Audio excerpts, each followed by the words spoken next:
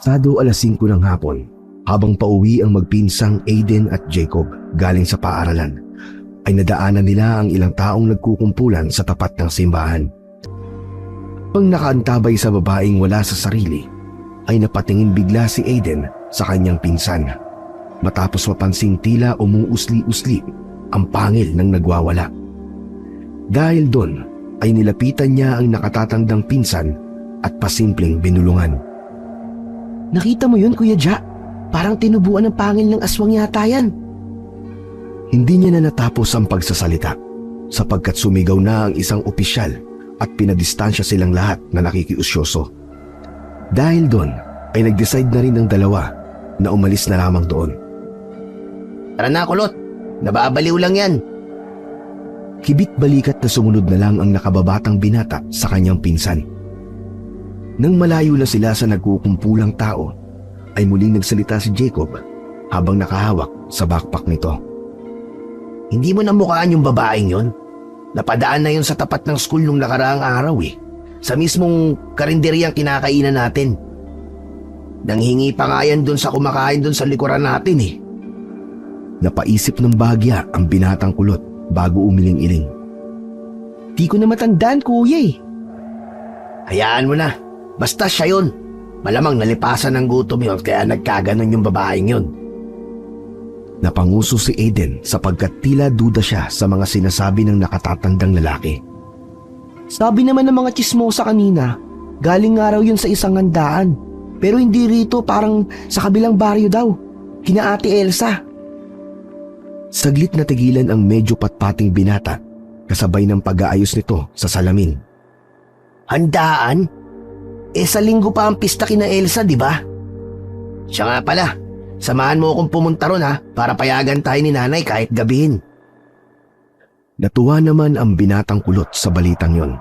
Madalas kasing tuwing may gala ang kanyang pinsan ay siya ang palaging naiiwan sa kanilang bahay. Siya kasi ang madalas na sumasalo ng mga gawaing bahay na madalas ay nakaatas dapat kay Jacob. Elementarya pa lang si Aiden nang kupkupin siya ng ina ni Jacob na si Aling Sandy sa kanilang tahanan. Nang ibang bansa kasi pareho ang mga magulang noon ni Aiden at sa kasamaang palad ay namatay ang mga to matapos ang isang aksidente. Dahil doon ay inari na rin ng ginang na tunay niyang anak si Aiden. Anak din naman to ng nakababata niyang kapatid kaya hindi na rin naging iba ang turing nila dito sa bata. Ang tanong, kuya, sure ka bang papayag si Tita Sandy? Oo, basta kasama ka. Malakas ka ron kay nanay. Mas malakas ka pa nga ron kaysa sa akin eh. Grabe naman yun. Napangisi ang binatang medyo payat bago kiskisin ang ulo ng nakababatang pinsan. Totoo naman, baliw. Tara na nga, bilisan na natin. Uwing-uwi na ako. Dapat sumakay na lang kasi tayo eh. Paano tayo sasakay, kuya? Inubos mo sa Caracross yung pera natin pareho eh. Dinamay mo pa ako. Pareho tuloy tayo wala ng pera. Paano yan? Kapag pupunta na tayo kina Ate Elsa niyan, wala na tayong pamasahe kasi wala na tayong extra pocket money. Saglit na uminto si Jacob bago ngumising pinagmasdan ang kanyang nakababatang pinsan. Ikaw naman talaga, kulot oh. Di ka ba talaga bilib sa Kuya Jamo? Saka siya nag-flex ng muscles na wala naman. Baka Kuya Jacob mo to. Malakas para ako si Superman. Magmamagic tayo kapag hindi nagbigay si nanay. Na pinagmasdan ang kanyang nakatatandang pinsan bago to sundan sa paglalakad. Sadyang malapit talaga sa isa't isa ang magpinsan na parang tunay na magkapatid na rin ang turingan sa isa't isa. Kung minsan nga ay napagkakamalan na rin talaga silang magkapatid na ikinatutuwa naman ni Aling Sandy sapagkat bibihira ang mga kabataan na nakatira sa iisang bahay na magkakasundo. Nang makapagbihis na sila ng pambahay ay magkasunuran ding nagpunta sa kusina ang dalawang magpinsan. Tumawag na rin kasi sa kanila si Aling Sandy. Senyales na oras na upang kumain. Mabilis na lumipas ang oras. Pagkatapos maghapunan ay hinugasan na nga rin kagad ni Aiden ang mga pinagkainan nila sapagkat siya ang nakatoka para sa mga hugasin ng gabing yon. Pagkatapos niya sa gawain sa kusina ay dumiretso na siya sa kwarto pero naabutan pa niya ang tiyahin na nanonood sa may sala. Tia, matutulog na po ako ah. Pagkatango ng ginang ay nagtuloy-tuloy na nga siya sa kwarto kung saan naabutan niya ang nakatatandang pinsan na nakadungaw sa may bintana. Bakit ka nakadungaw dyan, Kuya Ja? Yung aso kasi sa labas, pangatlong beses nang umaalulong eh. Di mo ba naririnig? Napakunot noon na lamang ang binatang kulot bago umiling-iling. Malakas kasi yung TV kaya hindi ko naririnig. Diba, masama yun kapag may umaalulong na aso? Bago magsalita ay isinara na muna ng binatang nakasalamin ang bintana, kasunod ng paghawi paloob ng kurtina. Pagkuhan ay nagtungo na siya sa kanyang kama, tinanggal ang salamin sa mata at saka nahiga. Wrong Graham yun. Mas matalino talaga ako sa'yo, no? Nagtawanan na lang sila habang nag-aayos ng mga sarili sa mismong higaan. Matulog na nga tayo. Last day ng pasok bukas. Makapagpaalam na tayo kay nanay. Ay, sige kuya. Good night, Kuya Ja. Sa'yo rin, Kulotsky. Ilang minuto lang pagkatapos nilang mag-good night sa isa't isa, ay kagad nakatulog ang dalawa at yun na rin ang oras na muli na namang inatake ng bangungot si Aiden. Sumalang kagad sa masama niyang panaginip ang babaeng nakita sa tapat ng simbahan na naglalaway at tila nawawala sa sarili.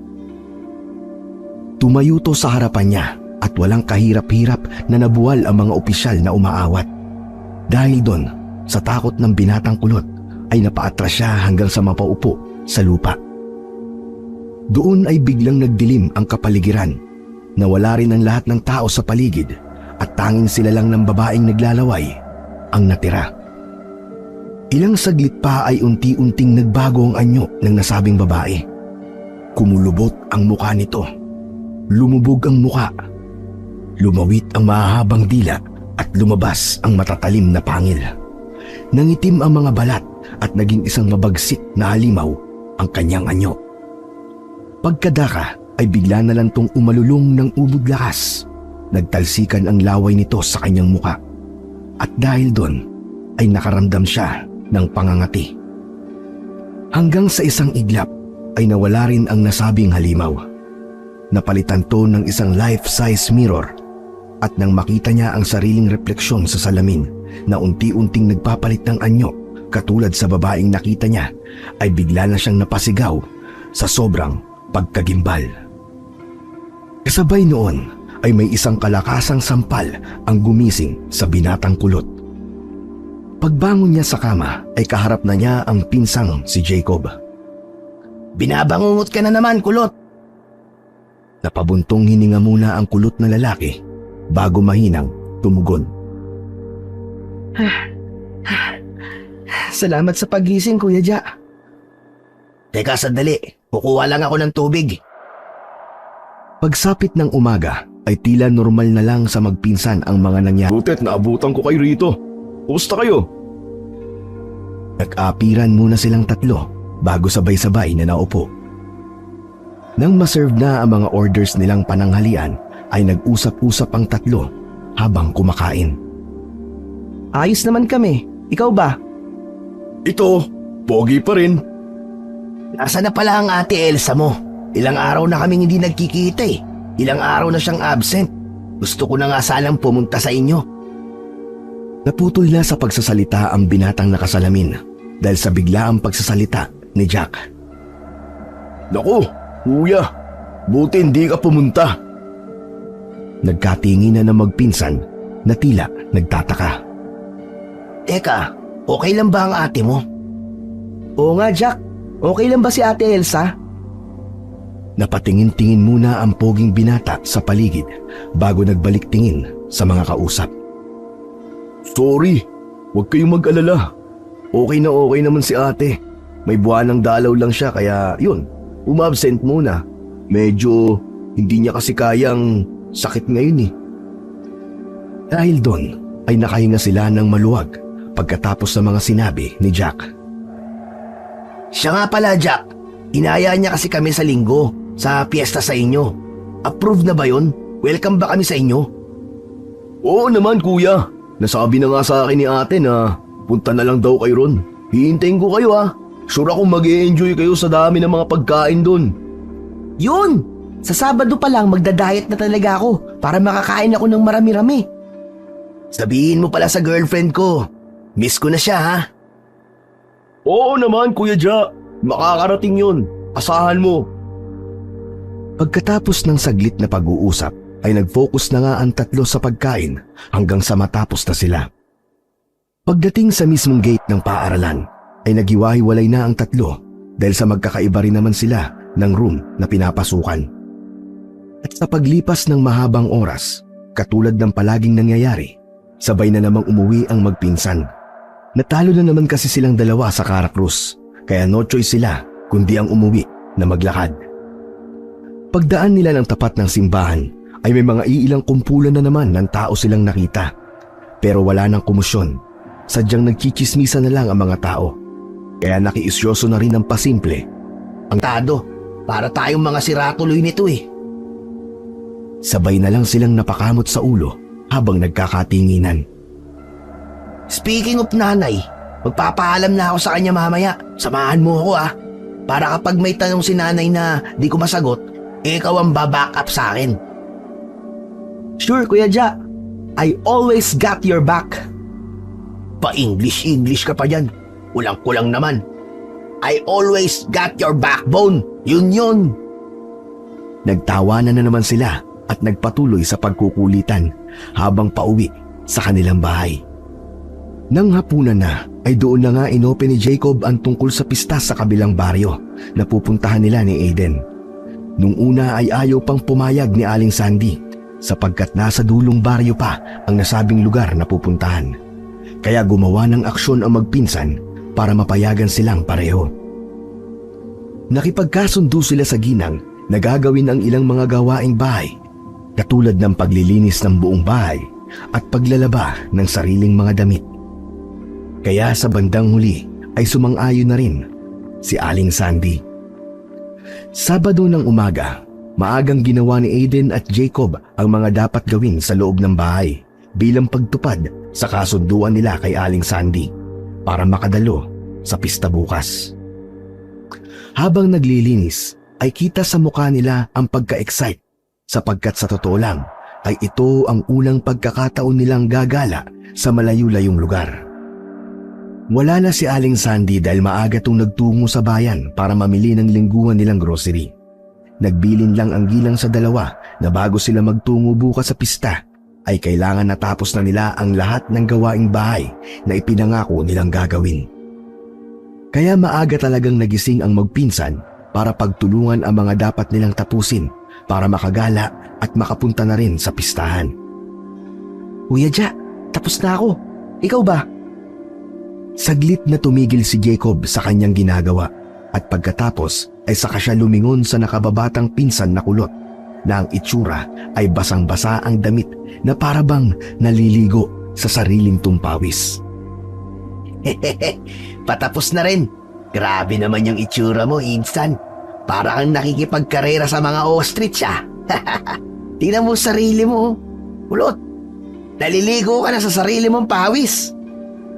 Hindi lang sa ostrich, Kuya Ja. Sa dragon mismo ako nakipagkarera. Tsaka pala, kailangan mo ba ng tulong?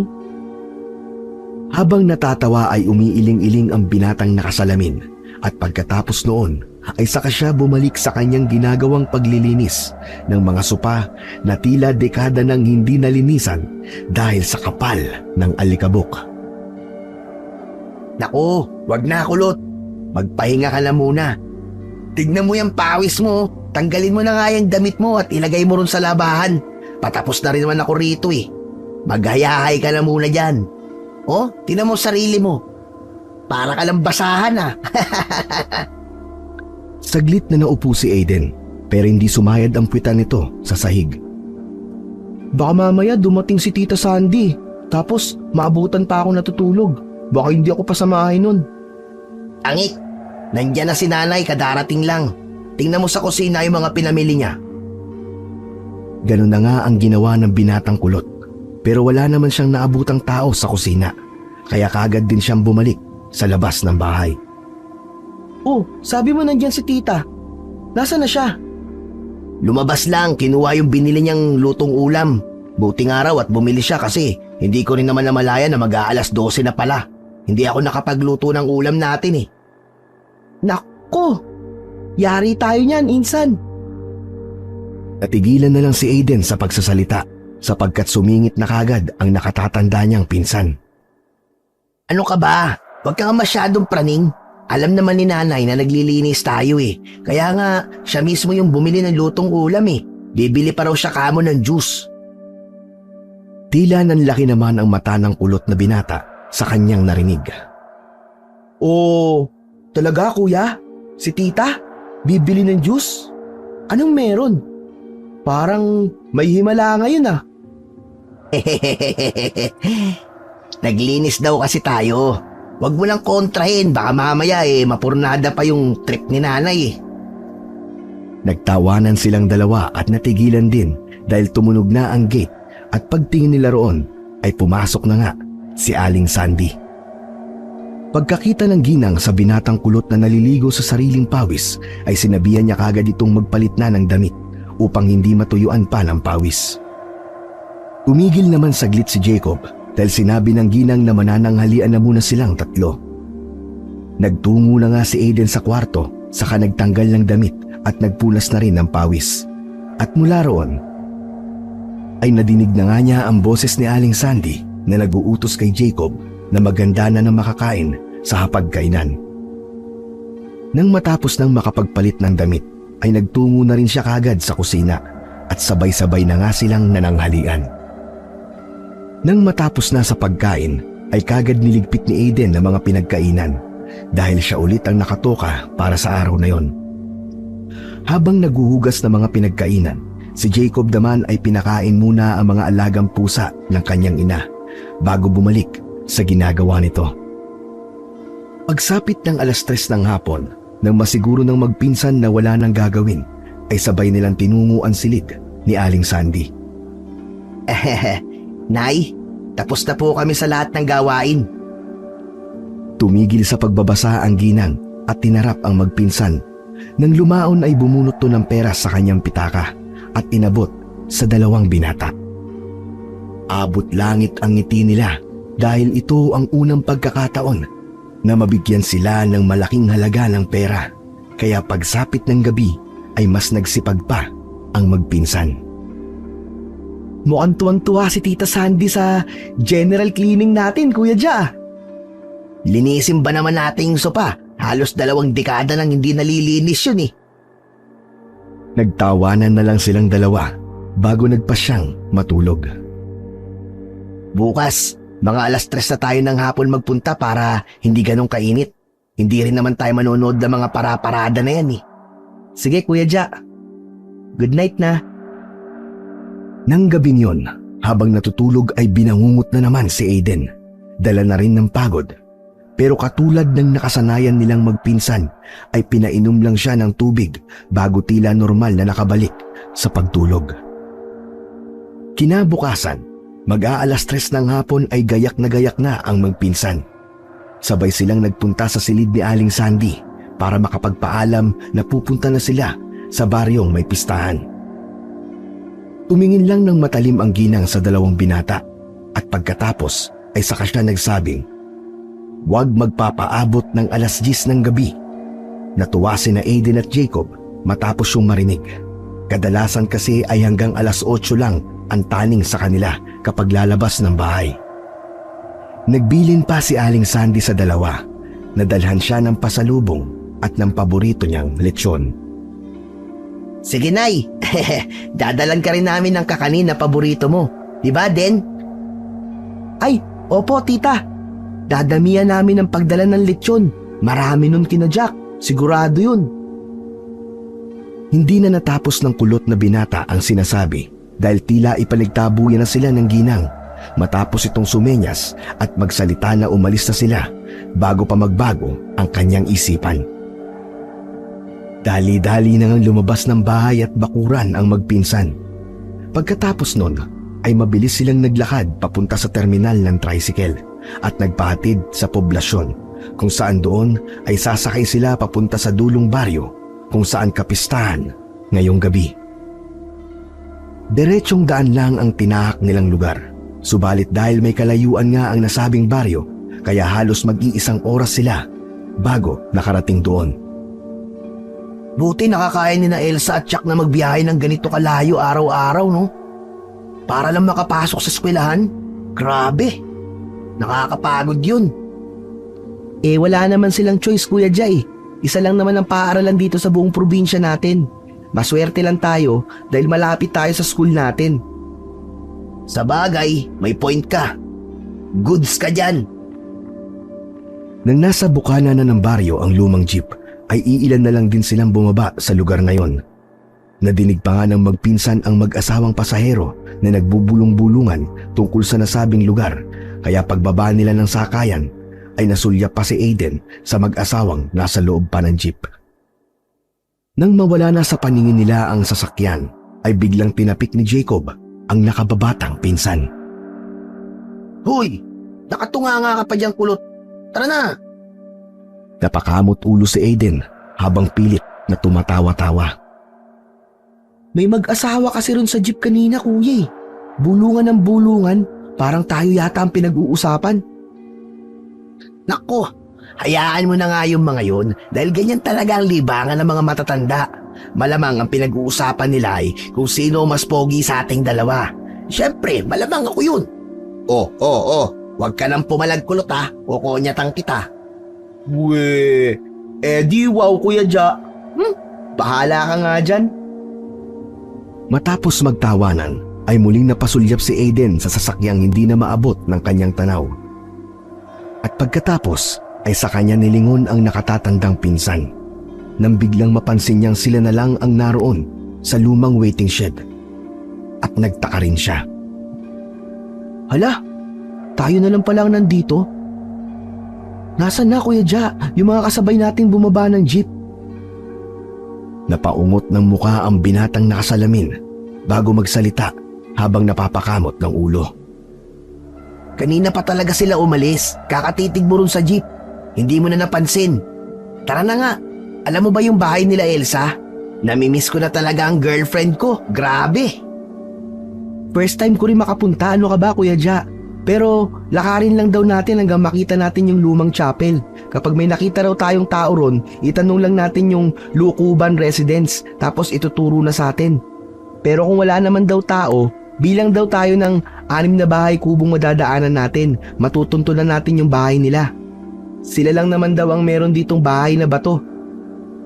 Wow! Mukhang may kaya sa buhay tong girlfriend ko ah. Medyo kinakabahan tuloy akong mamit ang pamilya niya eh. Sa tingin mo, papakilala niya kaya akong boyfriend niya?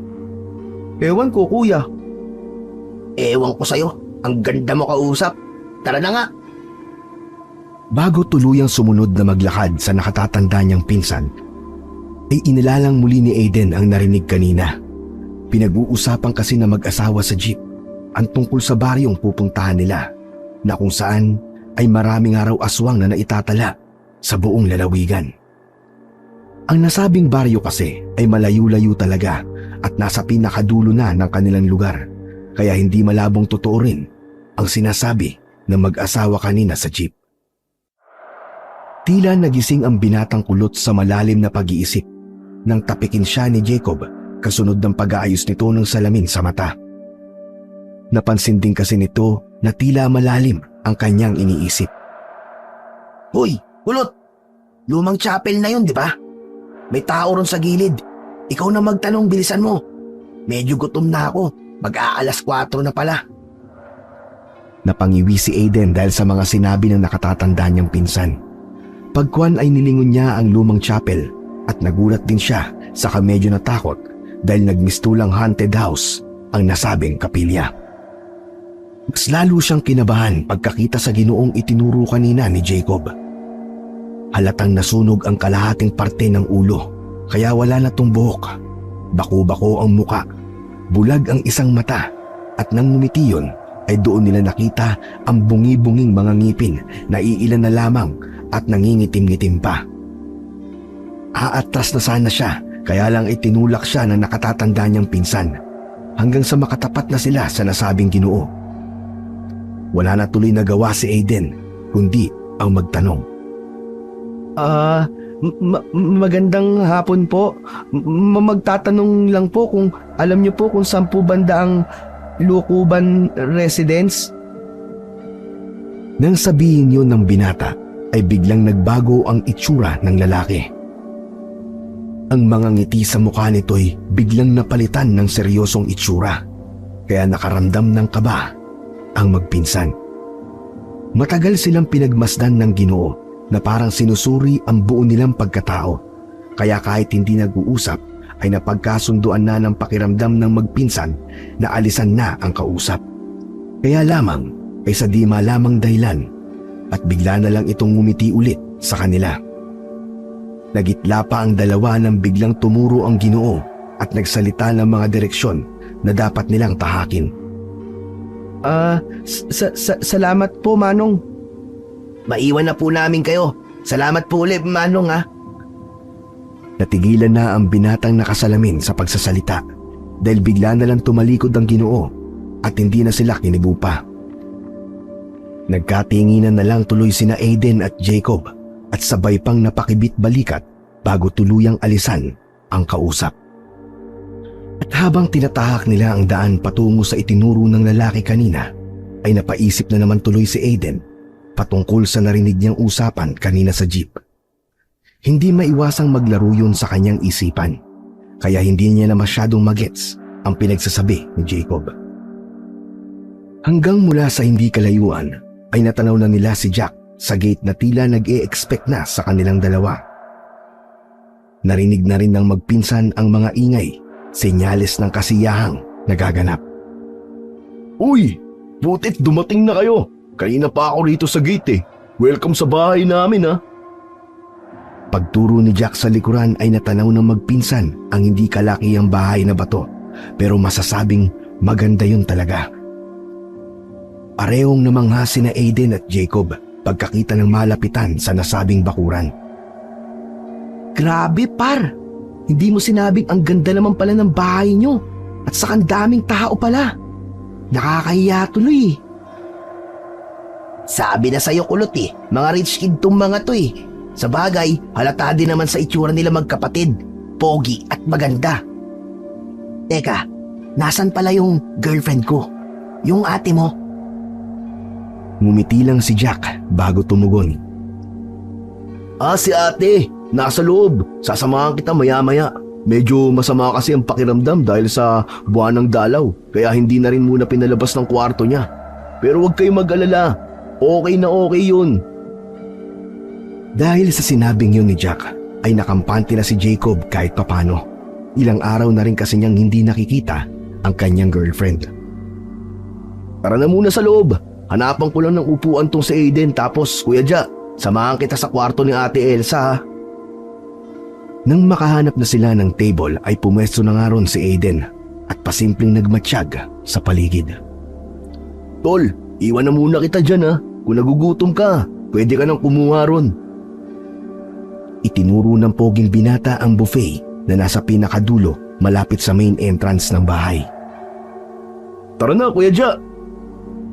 Nang mawala na sa paningin ni Aiden sina Jacob at Jack at muli siyang nagmasid-masid sa paligid, saka lang din niya napansin na ang karamihan ng taong naroon ay tila ba nakatingin sa kanya. Nakaramdam tuloy siya ng pagkailang sapagkat parang nangangain ng buhay ang tingin ng mga tao roon sa kanya. Hala, grabe naman kung makatingin ng mga tao rito. Muntik na ako malusog ah. Mga kamag-anak kaya sila ni Jack? Naudlot na siya sa pagsasalita sapagkat biglang may mag-asawang may edad na ang lumapit sa kanya. Ngumiti ang mga to bago magsalita. Magandang hapon po. Kahit naiilang ay pasimple niyang kinuha ang kamay ng dalawang matanda at nagmano sa mga to. Ganun kasi ang nakasanayan nilang turo ni Aling Sandy na palaging magmano sa mga nakakatanda. Nagpakilala naman ang dalawa bilang sina Mang Renato at Manang Anita na mga lolo't lola ni na Jack at Elsa. Ako naman po si Aiden. Magkaklase po kami ni Jack at magkaibigan naman po kami ni Ate Elsa. Nice to meet you po, Mang Renato at Manang Anita. Natutuwa naman ako at nagdala pala ng bagong magiging kasapi ang aking apo. Ha? Po? Ang ibig kong sabihin, bibihira ang bisita ng mga apo ko. Ilang taong ka na ba, iho? 16 years old po. Tapos yung pinsan ko po, si Kuya Jacob, 18 years old po. Ngumiti ang matandang Ginoo bago muling tumugon. Ay, kaedaran mo lang din pala ang aming apong si Jack. Si Elsa naman, magdi-18 na, kaya kailangan niya talaga ngayon ng mahihikaya. Napakamot noo si Aiden sapagkat hindi niya maintindihan ang huling sinabi ng Ginoo. Ano pong mahihikayat ni Ate Elsa? Ngumiti lang ulit ang Ginoo bago umakbay sa asawa nitong walang kibo at nakangiti lang din sa binatang kulot. Sa susunod, ikaw naman ang mahihikayat ng apo ko. Kaya huwag kang mag-alala. Kung nagugutom ka, kumuha ka na lang ng makakain dun sa lamesa. Mag-enjoy ka sa aming pista dahil minsan lang mangyari to. O siya, sige, maiwan ka na namin. Mabait na bata.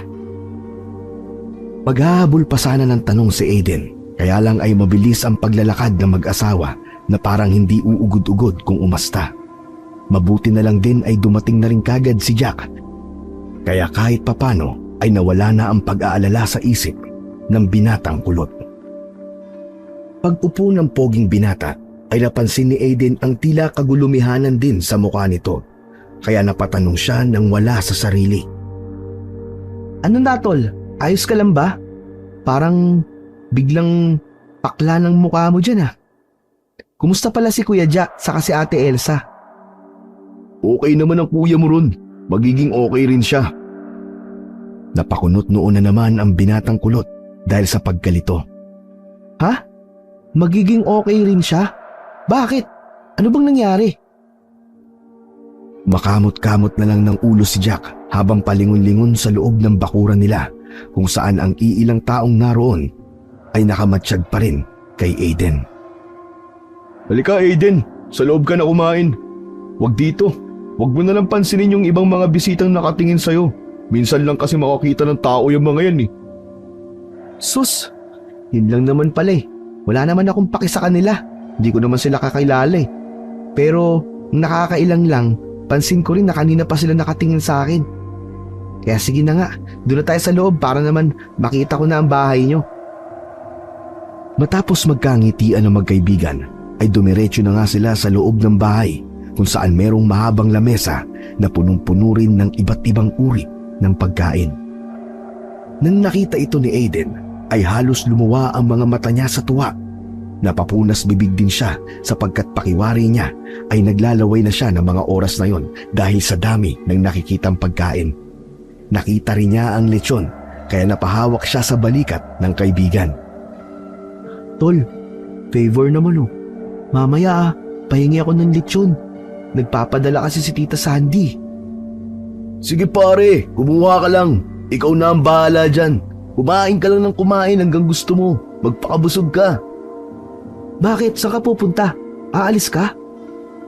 Napakamot ulo at napahimas batok si Jack dahil sa hindi na naman ito mapakali. Nang mga oras kasing yun ay para bang may kung anong bagay na kinakabahala ang poging binata. Uy, tol! Kanina pa kita napapansin na parang aligaga dyan at di mapakali. Sure ka bang ayos ka lang? Baka mamaya napipilitan ka lang sa pag-imbita sa amin Oo tol, ayos lang ako. Promise. Sige, maiwan na muna kita saglit Magbabanyo lang ako. Kumain ka lang dyan ng marami at yung sinasabi mong lechon, magbalot ka na bago pa maubos yan. Hindi na halos tinapos ni Jack ang pagsasalita sapagkat nagmamadali na itong bumalik sa loob ng bahay na para bang merong iniiwasan at kinatatakutang kung ano o sino. Napailing na lang tuloy si Aiden habang pinagmamasdan ang kawirduang pagkilos ng kanyang kaibigan pagpasok nila sa loob ng bahay. Natatai siguro yun kaya nagmamadali ng ganun. Pagkasabing yun ay naglakad na siya papunta sa lagayan ng mga pinggan at kumuha na rin siya ng plato para makapagsandok ng makakain. Mula sa hindi kalayuan ay natanaw pa niya sina Mang Renato at Manang Anita na nasa isang table malapit-lapit sa pinto. Masayang nakikipagkwentuhan ang dalawang matanda sa ilang katao habang panay-panay ang lingon sa kanya at nakangiti, kaya nakaramdam siya ng pagkailang. Habang hinihintay ang kaibigan ay nagsandok na makakain si Aiden at nang mapuno na ang kanyang plato ay muli siyang nagpalingalinga sa mahabang lamesa para tingnan kung ano-ano pa ang kakainin niya mamaya. Ilang saglit pa ay nahapyawan ng paningin niya ang isang kakaibang putahing naroon din sa nasabing lamesa. Mukhang masarap ang itsura nito kaya naman lumapit siya ron, subalit natigilan din matapos makita ang tila sariwang dugo na siyang nagsisilbing sabaw ng nasabing putahe. Teka, ano to? Sariwang dugo ba to? Naudlot na ang kanyang pagsasalita matapos makita ang biglang paglutang ng karne sa nasabing sariwang dugo. Ang wangis ng karne ay parang hawig na hawig sa mga daliri ng tao. Pagkakita ron ng binata ay para siyang naduwal, subalit hindi niya na ipinahalata dahil baka may makakita sa kanya. Nanatili siyang nakatingin sa nasabing putahe hanggang sa makita niya ang tila kuko naman ng tao, kaya mas lalo siyang nandiri. Tuluyan na sana siyang masusuka, mabuti na lang ay may isang bisita na dumaan at nakisuyo sa kanya. Kaagad namang tumabi ang binatang kulot at muling minasdan ang Ginoo na sumasandok ng nasabing putahe na parang sariwang dugo at ang laman-laman ay parang mga daliri ng tao. Dahil hindi niya na matake yun, ay umalis na lang siya kagad at dumiretso na sa table na pinwestuhan nila kanina ni Jack. Ay, langya. Ang tagal naman talaga ni Jack oh. Nang sasandok na para sumubi ng pagkain, ay muling napalingon sa paligid ang binata. Natigilan siya sapagkat kitang-kita niya kung paano tumingin ang mga taong naroon sa kanya na para bang naghihintay sa mga mangyayari. Dahil doon ay nakaramdam ng discomfort si Aiden, kaya napalunok-laway muna siya bago marahang tumayo. Dahilan para lapitan siya ni Mang Renato na hindi niya rin namalayang nasa harapan na niya kaagad. May problema ba, Aiden? Magbabanyo lang po ko. Saan po ba ang CR nyo rito, Mang Renato? Naroon ang CR. Dali-dali ngang nagpunta roon ng batang kulot at nang makaliko na siya sa maraming tao ay napasandal siya saglit sa pader at huminga ng malalim. Ay, langya. Ang weird ng mga tao kung makatingin sa akin ah. Nasaan na ba kasi si Jack? Nang nasa banyo na siya ay naalala niya na naman ang nakita kanina habang sumasandok siya ng karne. Kaya habang pinagmamasdan ang sariling refleksyon sa salamin ay hindi maiwasang sumagi na naman sa isip niya ang narinig na usapan sa jeep. Ano pa naman itong mga naiisip ko? Anak ng teteng naman oh. Napalunok ng laway ang binata at para bang nawalan na siya ng ganang kumain at para bang ayaw na rin niyang lumabas sa CR. Magtatagal pa sana siya ron sa loob, kaya lang ay meron ng kumatok kaya napilitan na lang siyang lumabas ng banyo, kung saan ay tumambad sa kanyang paningin si Jack na tila nag-aalala ang muka. Tol, samahan mo nga muna ako. Hindi na nakatanggi pa ang binatang kulot na sumunod sa kaibigan papunta sa kung saan. At habang naglalakad sila palabas ng bakuran, ay napapansin nga ni Aiden na nakatingin at nakamasid pa rin ang mga ibang bisita sa kanya. Hindi niya maipaliwanag pero pakiwari niya ay para bang may kakaiba sa mga yon. Kaya naman biglang nanayo ang kanyang mga balahibo sa braso at batok habang pasimpleng sinusulyapan ang ilang tao na panayang masid sa kanya. Pagkalabas nila ng bakuran ay eksakto merong dumaan na karag-karag na sasakyan at tuminto sa harap nila. Nang makita ito ni Aiden ay nagulat siya dahil pamilyar ang lalaking nagmamaneho. Ito kasi ang nakita nilang magpinsan dun sa tapat ng lumang kapilya. Tol, hinintuan tayo. Ano bang meron? Saan tayo pupunta? Basta, tol. Sa kahinarap ng binatang pogi ang driver. Kuya Atom, sa bagong kapilya lang kami Uy, teka tol. Baka naman magtagal tayo ron ha. Baka hanapin ako ni Kuya Ja. Saka, ayos lang ba na umalis tayo? Hindi na umimik pa si Jack dahil bigla ring pinaharurot ng ginoong driver ang karag-karag na sasakyan. Sa huli ay wala nang nagawa si Aiden kundi makisabay sa trip ni Jack na nang lingunin niya ay tila ba tulala lang sa kawalan. Dahil doon ay nagsimula tuloy siyang kutuban tungkol sa mga nagaganap. May nararamdaman kasi siyang hindi maganda tungkol kay Jack, pero hindi niya naman matukoy ito kung ano, kaya lakas loob na siyang nagtanong. Teka Jack ha, ano bang problema? Kanina pa talaga kita napapansin na parang may iniilagan eh. Sabihin mo nga sa akin, huy, ano ba kasi yun? Napabuntong hininga na lamang ang gwapong binata paglingon sa kaibigan. At ilang saglit pa ay dahil sa bilis ng pagmamaneho ng driver ay narating kagad nila ang bagong kapilya sa lugar na yon. Pagkababa ay umalis na rin kagad si Ginoong Atom habang matalim na nakatanaw kay Aiden. Nang mapansin naman yun ng binatang kulot ay napakunot noo siya sa kamuling bumaling sa kaibigan na tila hindi pa rin mapakali. Tol, sa totoo lang ha, ang wiwirdo talaga ng mga tao rito sa baryo nyo. Parang ang sasama lagi kung makatingin. Para silang mga ngain ng buhay. Tol, sorry sa sinabi ko ha. Yun lang talagang nauobserbahan ko kanina pa. Doon pa lang sa loob nyo. Natuptop niya ang sariling bibig sapagkat hindi niya rin talaga intensyon na banggitin ang tungkol doon.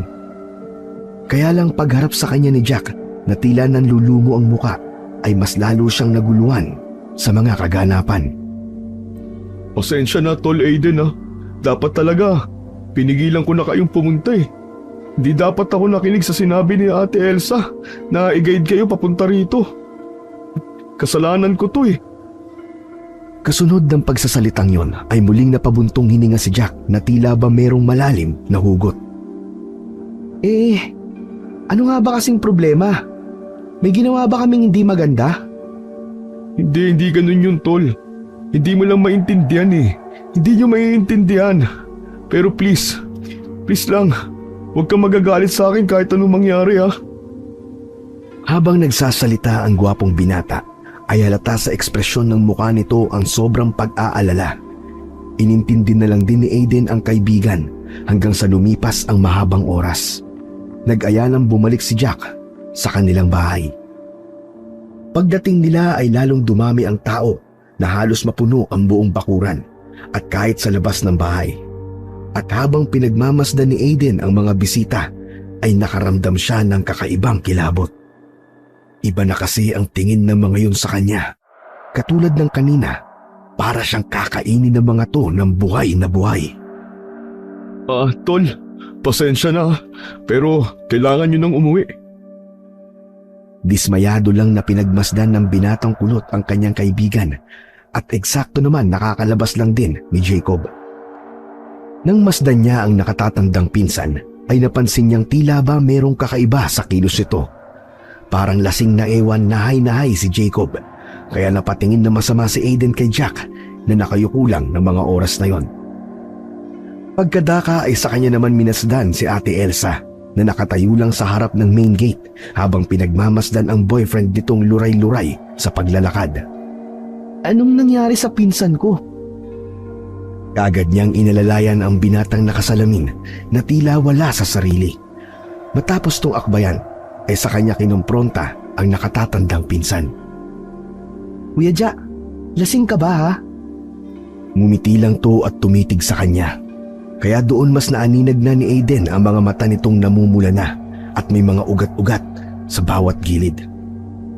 Huy, Kuya Ja, ayos ka lang ba? Sure ka bang hindi ka nag-inom? Para kang lasing Hindi naman. Bakit mo naman natanong? Nanliit ang kanyang mga matang minasdan ang nakatatandang pinsan bago bumaling sa girlfriend nitong walang imik at nakatingin lang sa kanila. Ate Elsa, pinainom mo ba ng alak si Kuya Ja? Bakit para siyang lasing? Hindi na naituloy ng binatang kulot ang sinasabi dahil bigla silang nakarinig ng magkakasunod na alulong ng mga aso mula sa hindi kalayuan. Dahil sa mga alulong na yon, ay biglang nagtaasan ng kusa ang mga balahibo ni Aiden sa katawan. Hindi niya ipinapahalata ang kaba at takot sa mga kausap, pero kita naman sa kanyang muka ang kakaibang takot na nararamdaman. Nang mawala ang alulong ng mga aso, ay muli niyang binalingan si Ate Elsa na naglalakad na noon papasok sa loob ng bahay nang wala man lang pasabi. Sinundan yun ng mga matatalim na tingin ng mga bisitang naroon habang nakangiti ng makahulugan. Dahil doon ay nangilabot ang binatang kulot kaya binalingan na niya ang kaibigang si Jack at kinausap. Jack, uuwi na kami ha. Pakisabi na lang sa lolo't lola mo. Eksaktong pagkatapos niyang magsalita ay eksakto naman ang pagdating ng Ginoong si Atom. Dala ang kakarag-karag nitong sasakyan. Sumakay na kayo, tol. Iatid na kayo ni Kuya Atom. Yun na ang huling sinabi ni Jack bago siya pumasok ng bahay at iwan ang kaibigan sa kamay ng driver na may nakakatakot na itsura. Nang nasa jeep na sila pauwi ng bahay ay mas lalong naging kakaiba ang mga ikinikilos ni Jacob. Bukod sa pamumula ng mga mata niya ay parang nanaba ang mga ugat ng payat na binata sa mga paa at kamay. Okay ka lang ba talaga, Kuya Ja? Putik, ano bang ginawa mo ron? Sure kang hindi ka nag-inom ng alak? Para ka kasing lasing tingnan eh. Baka pagalitan tayo ni tita niyan. Hindi na umimik ang binatang nakasalamin. Kumislot-kislot lang ito na parang hindi mapakali sa sarili at pagkatapos, nang mapalingon kay Aiden, ay bigla itong ngumisi ng makabuluhan habang ang mga mata ay mas lalong pumula. Nang makita ng binata ang tila kakaibang itsura ng nakatatanda niyang pinsan, ay nag-alala siya ng gusto at nakaramdam ng matinding pangamba. Para kasing katulad na nito ang mga tao sa pista kanina kung makatingin sa kanya. Kuya Ja, ano bang nangyayari sa'yo? Umayos ka nga. Kinakabahan na ako, tangik ka. Ngumiti na naman sa kanya si Jacob bago tila hindi mapakaling nagsalita. Bakit? Galit ka? Kulot ha? Ayos lang ako. Para lang akong nakalutang, pero promise, ayos na ayos lang ako talaga. Mabuti na lang at pagkauwi nila ng bahay ay tulog na si Aling Sandy, kaya hindi na nito nakita pa ang kalagayan ni Jacob. Nang nasa kwarto na sila, habang nakahiga at tila hindi mapakali si Jacob, ay nag-alala lang siyang pinagmasdan ni Aiden habang sinasabayan ng pasimpleng panalangin. Ilang saglit pa ay marahang bumangon si Jacob at saka tumingin ng matalim sa kulot na binata na ikinatakot nito. Kuya, huwag ka naman ganyan makatingin sa akin. Kinakabahan ako sa'yo eh. Ngumiti lang ang may kapayatang binata bago magwika. Tubig. Ha? Tubig. Ay hingi ng tubig. Nauuhaw ako. Uhaw na uhaw. Aligagang napatakbo ng kusina si Aiden at doon ay naabutan niya ang tiyahin na kumukuha rin ng tubig. Nang tanungin ng ginang kung nasaan si Jacob, ay nagsinungaling na lamang siya. Sinabi niyang natutulog na ang nakatatanda niyang pinsan kahit na ang totoo ay may hindi normal na nangyayari rito. Nang nasa kwarto na ulit ang ginang, ay mabilis na tumakbo papunta ng kwarto si Aiden. Nang nasa pintuan na ay nakita niyang nakahawak na si Jacob sa tiyan nito, kasunod ng malakas na pagsasalita. Ang sakit ng tiyan ko. Aray ko. Aiden, ang sakit ng tiyan ko. Pahingi ako ng tubig. Nauuhaw ako. Aray. Putya. Ang sakit talaga ng tiyan ko. Hindi ko kaya ang sakit nito. Napakasakit. Tulungan mo ako. Bumagsak sa sahigang binata at namilipit na parang bulating binudburan ng asin, dahilan para maaligaga ng gusto si Aiden. Kuya Ja! Kuya Ja! Ano nangyayari sa'yo? Hoy! Kuya Ja! Magsalita ka! Ano ba kasi talaga nangyayari sa'yo? Dahil sa taranta ay natapon niya rin sa sahig ang tubig. Mabuti na lang ay stainless ang baso kaya hindi ito nabasag. Dali-dali niyang nilapitan ang nakakatandang pinsan. Napaigtad dito sa sahig dahil sa sakit na nararamdaman. Kuya Ja! Hoy! Kuya Ja, ano ba? Ano ba nangyayari sa'yo? Kulot! Aray! Ang sakit ng tiyan ko! Kumukulo ng kumukulo! Napakasakit! Sobrang sakit talaga!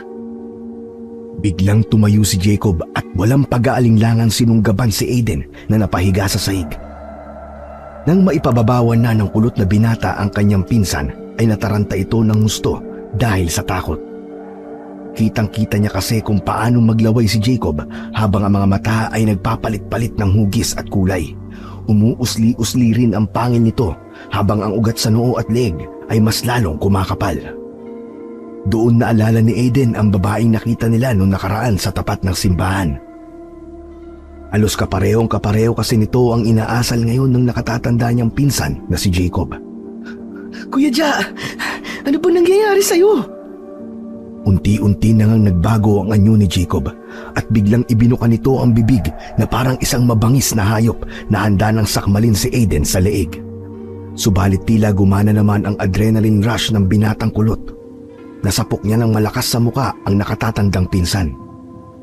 Sa lakas ng pagkakasapok niya ay humandusay si Jacob sa ibabaw niya at nawalan ng malay tao.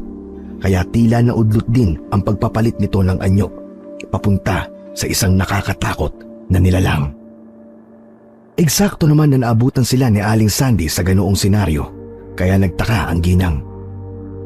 Tita! Si Kuya Jacob po! Tulong po, tita! Tulungan niyo ako! Nang tanungin ng ginang kung anong nangyari, ay hindi rin naman makasagot kagad si Aiden. Inilalayan muna nila ang natutulog na binata at iniga sa kama saka nagsalaysay ang binatang kulot. Tita, namumula po ang mga mata niya, tapos nag-iiba po ng hugis. Naglalaway din po siya, pati po yung pangil niya tumatalim po. Umuusli po ng umuusli na parang... Natigilan na siya matapos maalala ang narinig na usapan na mag-asawang nakasakay nila sa jeep. Para siyang mabangis na hayop, tita. Para po siyang sinasaniban. Hindi kagad na kumbinsi ang ginang sapagkat napansin niyang tila wala rin sa sarili si Aiden na parang nakainom. Natanong tuloy siya ng tiyahin kung uminom ba sila ni Jacob at kahit anong paliwanag niya ay hindi na siya pinakinggan ng ginang. Sinabihan na lang siya nitong matulog. Hanggang sa pagsikat ng araw ay nanatiling mulat ang kulot na binata sapagkat natatakot ito na muling masakmal ng kanyang pinsan. Nang magising naman si Jacob ay tila wala tong matandaan.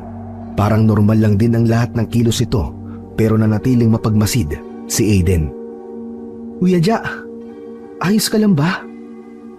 Napakunot noon na lamang si Jacob habang nakatingin sa pinsan niyang kulot. Bakit? Ano bang meron? Ayos na ayos lang ako. Tanda mo bang nangyari kagabi, kuya?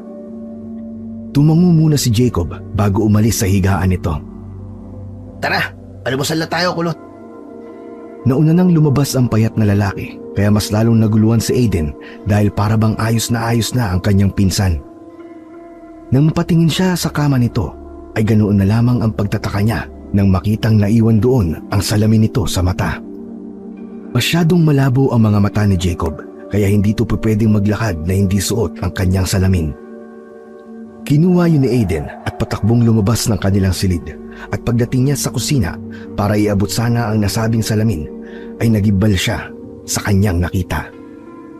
Naglalaway na si Jacob at tila wala sa sarili habang nasa ibabaw ni Aling Sandy na takot matapos makita ang sariling anak na tila naging isang mabangis na hayop. Nabitin ni Aiden ang hawak na salamin ng pinsan at hindi na siya nag-aksaya pa ng oras upang mailigtas ang kanyang tiyahin. Kinuha niya ang frying pan at walang pag-aalinlangang inihampas ito sa ulo na nakatatanda niyang pinsan. Sorry, Kuya Ja! Nang muling mawalan ng malay tao si Jacob, ay kagad inakay ng kulot na binata ang kanyang tiyahin para makatayo. Tita, Sabi ko naman po sa inyo, parang sinasaniban po ng kung ano si Kuya Jai. Kailangan po natin siyang tulungan, tita. Mahigpit nilang itinali si Jacob habang natutulog ito at dinala sa silid. Nagpaalam din saglit si Aling Sandy dahil kailangan niyang tumawag na makakatulong para malaman kung ano ang totoong nangyayari sa kanyang anak. Makalipas lamang ang ilang oras, nagising na nga si Jacob na nakatali kaya nagtaka to habang nakatingin sa kanyang nakababatang pinsan. Kulot, ano ba to? Ba't ako nakatali? Kuya Ja, mas okay na muna yan. Maghintay ka lang saglit. Tumawag ng manggagamot si Tita Sandy para matanggal yung kung ano mang sumapi sa'yo. Ha? Anong sinasabi mong sumapi?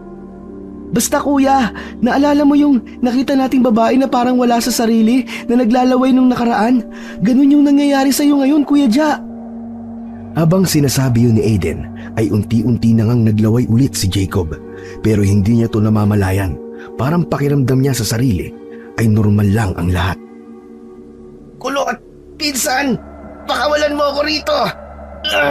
Yung tiyan ko, kumakalam. Nagugutom ako, pinsan. Nauuhaw ako. Pakawalan mo ako para mo ng awa, Kulot. Pakawalan mo ako para mo ng awa. Napasign of the cross na lamang si Aiden habang pilit na hindi pinakikinggan ang gusto na nakatatanda niyang pinsan. Hanggang sa lalong magwala at magalit na si Jacob na unti-unting nag-iiba ang boses. Hayop ka, pinsan. Pakawalan mo ako rito para mo ng awa. Kuya, labanan mo kung ano man na nangyayari sa'yo.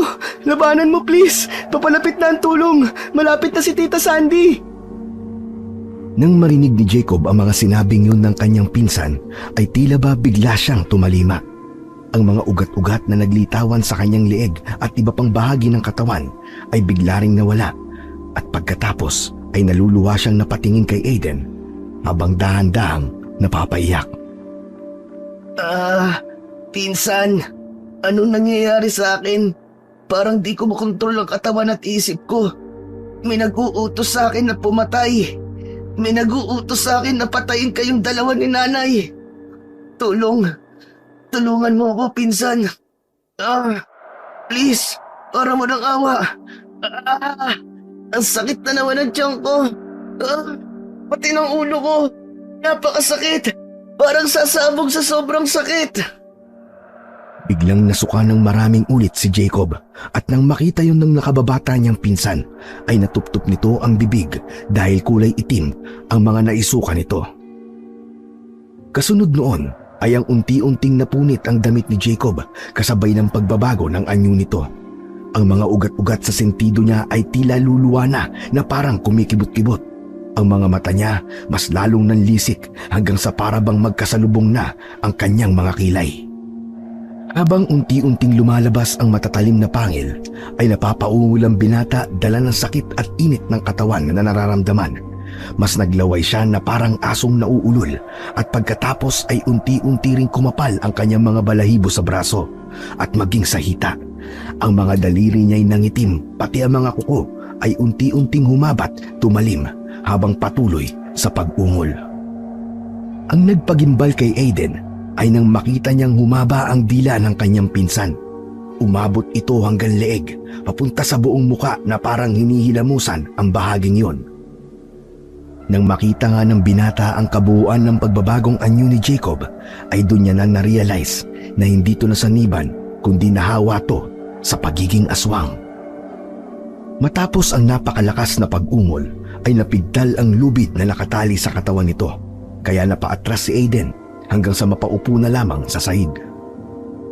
Ilang saglit pa, mula sa pwesto nito ay biglang tumalon si Jacob na nasa anyong halimaw. Pumaibabaw siya kay Aiden na napahiga na sa sobrang takot. Kuya, please, wag kuya, parang awa mo na. Tuluyan na siyang napaiyak at napapikit na lamang na parang tanggap na kung ano ang kanyang kahihinatnan. Umungol lang si Jacob na nasa anyong aswang at pagkatapos noon ay naramdaman na lang ni Aiden ang malagkit na dila nitong gumagapang sa kanyang muka na tila pinuno ito ng laway. Kuya Ja! Kuya Ja! Maawa ka sa akin! Kuya Ja! Napaluwa na lang ng tahimik si Aiden habang hinihintay ang kanyang sasapitin sa harap ng malahalimaw na anyo ng kanyang pinsan. Nagugutom ako sa laman. Nauuhaw ako sa dugo. Makailang ulit na itong umungol habang ang tiyan ay malakas na kumakalam. Kaya hindi na nagsalita si Aiden. Marahan na lang siyang nagmulat mata hanggang sa makita niya ang pagbukas ng malaking bibig ng halimaw na si Jacob. Nang sasakmalin na ang binatang kulot sa leeg, ay siya namang pagdating ni Aling Sandy kasama ang isang matikas na matandang ginang na kaagad nagwisik ng asin kay Jacob. Nangisay ang binatang nasa anyong aswang at humandusay sa sahig. Nang makarecover ay napalingon to sa ginang na nagsaboy ng asin. Sinalakay niya to subalit hinampas siya ng buntot pagi kaya lalo siyang napandusay sa sahig at nangisay ng nangisay hanggang sa unti-unting bumalik sa totoong anyo nito. Hubot-hubad tong namilipit sa sahig, hirap at hingal na hingal habang sumusuka. Madali ka! Itali mo siya! Tarantang tumayo si Aiden at kagad na kinuha ang hinagis na tali ng matandang babaeng matikas na si Tandang Ali. Nang mabusalan na si Jacob sa haligi ng katre ay kagad nagsagawa ng kakaibang ritual ang matandang babae. Mga salitang siya lamang ang nakakaintindi. Nang marinig naman yun ng lalaking nakahubot-tubad ay nagwala na naman ito kahit nangihina na at pilit na kumakawala sa pagkakatali at pagkakabusal. Nang lumaon ay muli na naman nilang nadinig ang malakas na pagkalam ng sikmura nito. Sinasaliban! Epekto yan ng salab. Isang matinding damdamin o pagnalasa na nagdudulot ng labis na pagkasabik o malakas na emosyon. Talagkaw ang binatang to ng mga aswang. Dahil doon ay natuptop ni Aling Sandy ang bibig habang si Aiden naman ay hindi makapaniwala sapagkat totoo nga ang narinig niyang bulungan tungkol sa baryo ng aswang. Kung ganun, aswang ang pamilya ni Jack at Ate Leslie? Tumango ang matikas na matandang babae bago muling tumugon. Totoo ang bali-balita. Nilalagyan nila ng laway ang pagkain para masilo ang sino mang kakain nito. Ganyan ang nangyayari ngayon sa kanya. Mas lalong naluwa si Aling Sandy nang marinig yun. Kaya tila ba sinisin nito ang kanyang sarili kung bakit niya pa pinayagan ang dalawang binata na magpunta at makipista sa lugar na yon. Dahil doon ay inalo siya ni Aiden upang mapagaan ng kahit papano ang kalooban. Tia, wala kang kasalanan dito, okay? Huwag niyo pong sisihin ang sarili niyo. Tandang Ali, paano po babalik sa dati ang Kuya Jacko? Pagalingin niyo po siya, please. Nang itanong yun ng binatang kulot, ay hindi kagad nakaimik ang matandang babaeng manggagamot. Dahil tuloy doon ay mas lalong kinabahan si Aling Sandy. Ang mga kasapi ng aswang o na biktima lang yan daw ay masyadong agresibo at talagang hayok sa laman at dugo ng tao. Kapag nakatikim ang binatang ito ng laman at dugo ng tao, ay siguradong magiging huli na ang lahat para sa kanya. At tuluyan na ngang napaiyak si Aling Sandy. Kaya niyakap na lamang siya ng mahigpit ni Aiden habang nakikinig sa mga sinasabi ni Tandang Ali. Merong mga ibang kapamaraanan para maipigilan to. Pero ang pinakamabisa ng talaga ay ang pagnanais mismo ng biktima. Kapag nakayanan niyang labanan ng sarili na matikman ang laman at dugo ng tao. Hindi pa man halos natatapos si Tandang Ali ang kanyang sinasabi, ay nagwala na naman ng nagwala si Jacob na parang isang mabangis na hayop. Dahil doon, ay napaiyak na lang sina Aling Sandy at Aiden habang pinagmamasdan siya. Please po, tulungan niyo po mabalik sa normal ang pinsan ko. Ayaw namin maging aswang siya ng tuluyan. Hindi nagsalita ang matandang babaeng manggagamot. Lumapit lang to kay Jacob na patuloy sa pagwawala. Nang mabigkas ni Tandang Ali ang mga salitang siya lang ang nakakaintindi, sa isang iglap ay bigla na lang nakatulog si Jacob. Makalipas ang ilang araw, mabilis na lumaganap sa buong baryo ang tungkol sa sinapit ni Jacob. Kaya nagpasya ang mga kinauukulan sa lugar na yon na i-raid ang lupain ng mga lukuban. Subalit sa kasamaang palad ay wala nang naabutan doon ang mga opisyal. Lumipas pa ang maraming araw, linggo at buwan. Sa tulong ni Tandang Ali ay kahit papano'y unti-unti nang nakokontrol ni Jacob ang sarili. At para na rin sa kapakanan ng lahat ay nagpakalayo-layo sila ng lugar kung saan walang nakakakilala sa kanila. Napilitan din tuloy huminto sa pag-aaral ang magpinsan. Nagtrabaho si Aiden sa isang palengke, habang si Aling Sandy naman ay namasukan ng paglalaba at pagkakatulong sa lugar na nilipatan nila. At habang tumatagal ang binata sa pagpigil sa sarili, ay mas lalo lang siyang nahihirapan sa mga pangyayari. Kaya naman nakaisip ng mabisang paraan si Aiden dahil sa sobrang awa niya sa kanyang pinsan. Natutunan niyang magnakaw ng mga hayop para ipakain sa pinsan upang kahit papano ay mapunan ang pagnanais nitong makatikim ng sariwang dugo at laman ng tao. Kulot, salamat sa mga ginagawa mong to Pero itigil mo na pakiusap. Nahihirapan na rin ako. Nag-alala ng husto si Aiden matapos marinig ang mga sinabing yon ng kanyang nakatatandang pinsan. Kuya Ja, huwag mong sabihin yan. Kailangan ka pa namin ni Tita Sandy. Hindi namin kaya kung wala ka, pinsan. Please, Kuya Ja naman. Lumaban ka pa hanggang sa makahanap ng solusyon si Tandang Ali. Sige, pinsan. Lalaban ako hanggang kaya ko. Sige na. Matulog ka na rin sa kwarto mo, insan. Maraming salamat. Pagkatapos nila magyakapan, ay lumabas na ng kulungan si Aiden at bumalik sa loob ng bahay. Kinabukasan ng gabi, pauwi pa lang ang binatang kulot galing sa palengke. Masaya siya dahil nagantimpalaan ng kanyang amo ng sariwang karne ng kambing. Kaya naman hindi niya na kailangan magnakaw pa mamayang gabi para lang may maipakain kay Jacob. Pag uwi ng bahay ay dumiretso kagad siya sa kulungan kung saan natutulog si Jacob. Kaya lang laking gulat niya nang makitang nakabukas na ito. Dahil doon ay nabitawan niya ang karneng hawak at patakbong pumunta roon. Nang makitang wala si Jacob ay labis siyang nag-alala, kaya napatakbo siya sa loob ng bahay. Tita! Tita! Tita, si Kuya Ja! Hindi niya na halos natapos ang pagsasalita sapagkat sa pinto pa lang ay nakita niya na ang nagkalat na dugo sa sahig. Natahimik siya at marahan yung sinundan hanggang sa makita niya sa silid si Aling Sandy na naghihingalo, kaya agad siyang napaiyak habang lumapit dito. Tita! Tita, ano nangyari? Nasaan si Kuya Jacob? Bago pa matapos ng ginang ang dapat sanang sasabihin nito, ay nalagutan na ito ng hininga. Pagkatapos ng pangyayaring yon, ay hindi na nga rin nakita pa ni Aiden ang kanyang pinsan. Gabi-gabi niyang binabalikan ang lugar kung saan namatay si Aling Sandy. Sa pag-asang isang gabi ay bigla na lamang susulpot si Jacob. Naging miserable ang buhay ni Aiden at sa isang gabi ay maraming beses siyang binabangungot patungkol sa mga pangyayari na nagsimula lang ang lahat dahil sa pakikipista nila sa bahay ng aswang.